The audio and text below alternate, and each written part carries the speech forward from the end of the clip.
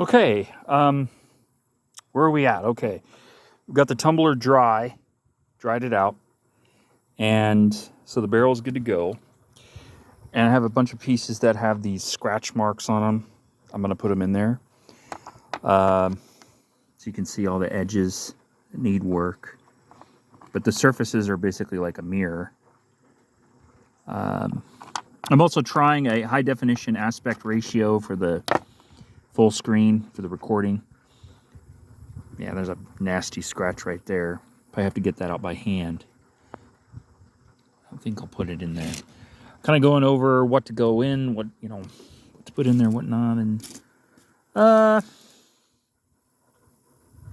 yeah. Overall, it's pretty sweet. There's some of these over here I wanted to show you. Like this one here has a, I don't know why my brightness isn't up.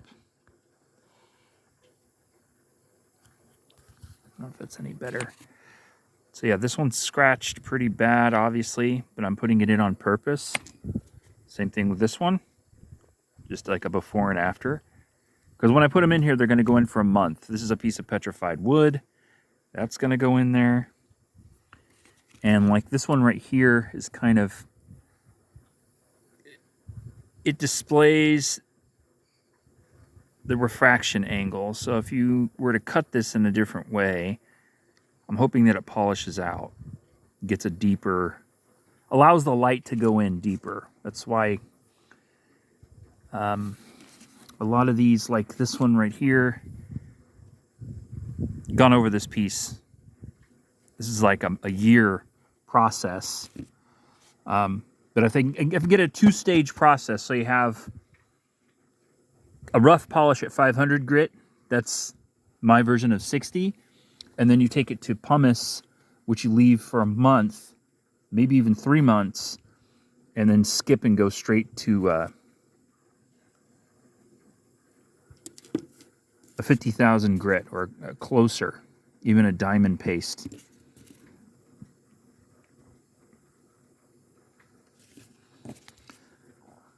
I wish the sun would come out. I wanted to make a better video than this, but I'm just going to do basically a before and after to display all the different pieces. So what the ingredients are is pumice, which is your garden perlite. You just kind of dump it in there. I'll actually be putting quite a bit.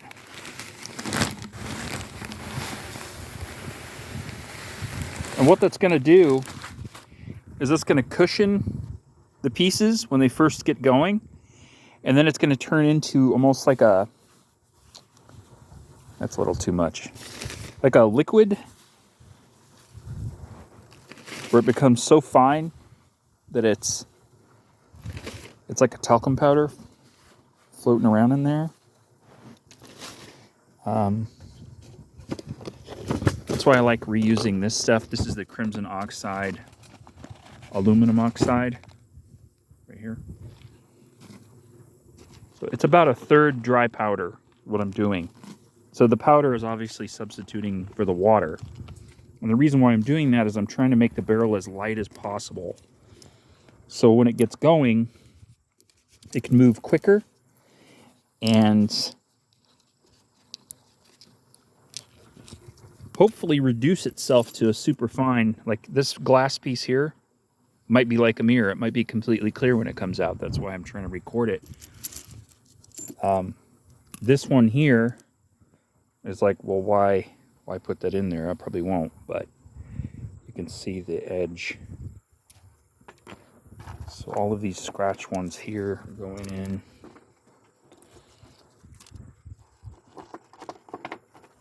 And this is a channel that is a solar rock tumbling channel. I'm basically just gonna make a video like once a month because it's gonna take that long to process.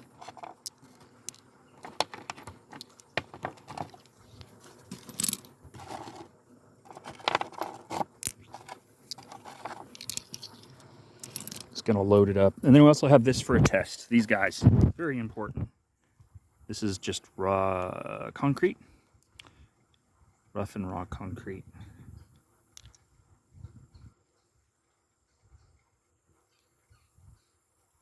So, yeah, before and after, right? I want to see what this does. And it will be cushioned. And as the pumice breaks down and becomes finer and softer, it's going to polish finer. It'll probably start out at about a 300 to 500 grit and then go all the way up to hopefully a 50,000 grit. It's where it's, see that edge right there? That's what I want to do to the whole thing. And I'm putting these flat looking ones. This is after they dry. It should be like a mirror. But again, we're looking at a running time of a month. I'd like to do the 3-month run test.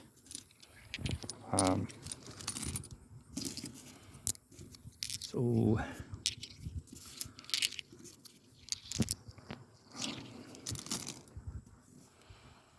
and I always put some plain looking stones in just to see what happens.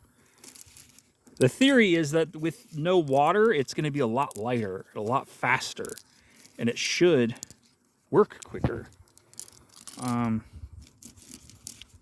Because the water really weighs the tumbler barrel down and it slows down. I have a theory that it slows down processing because it's just so much resistance when it gets slurried up and gets going that I want to try to remove that resistance.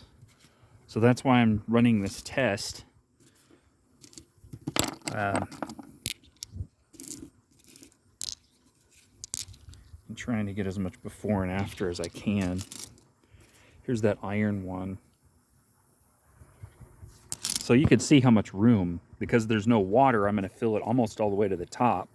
And then as it runs, it's going to mix with the powder and get cushioned by it. So, see, like this one, most people would be like, oh, that's done. But if I can get it to a 50,000 grit,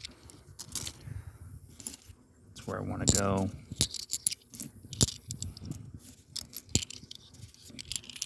So you can see that they're flat. When they are wet, they look great, but that's why I'm doing this, because I want to make them all look like this. This one's going in.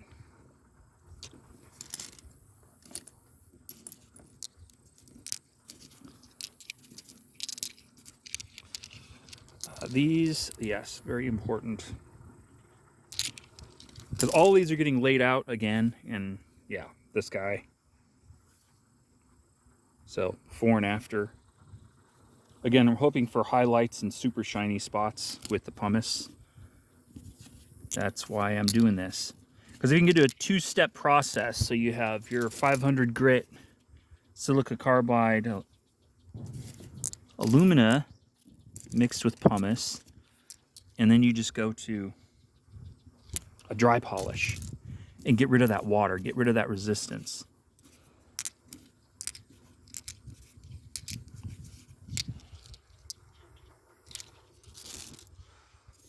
Let's see, oh, they have to have the petrified wood. So again, a before and after.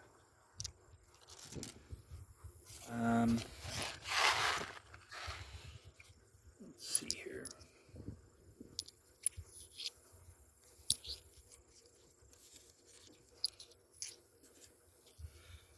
This one just goes in because it disintegrates, and I want to see if it'll have high spots that polish up. The same with this pedalite stone, or whatever they call this.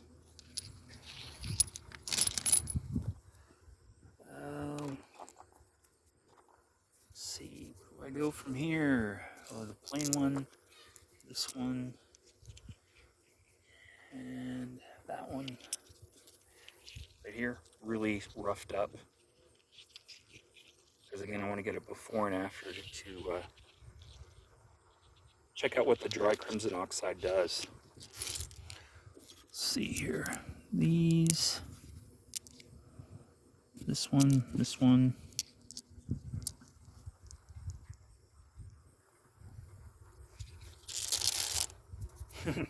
Yeah, it's going to be full.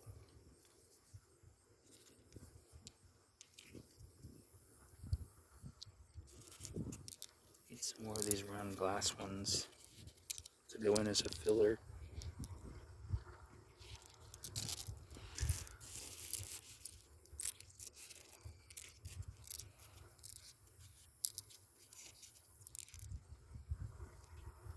And again, I don't know if these are going to become mirror, if they're going to become super shiny, but they should.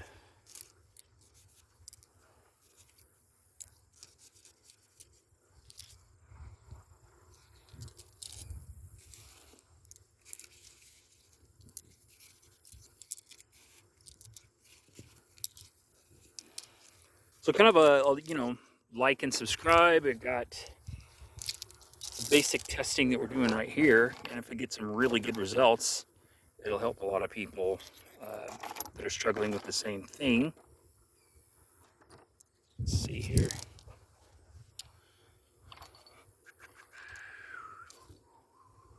I'll probably have to wait. I mean, it's like completely packed right now.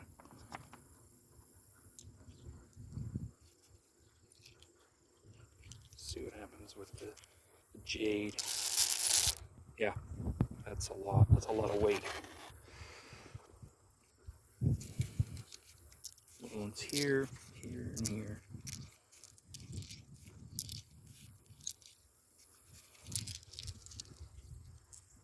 Whoop.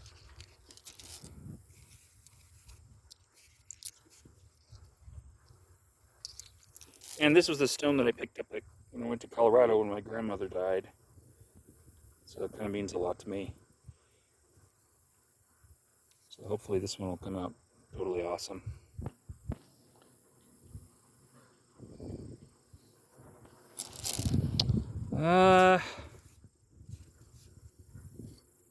Yeah, I'll probably just leave it. I think this is enough. I have to do the Amazon, what do they call this? Amazing stone or whatever.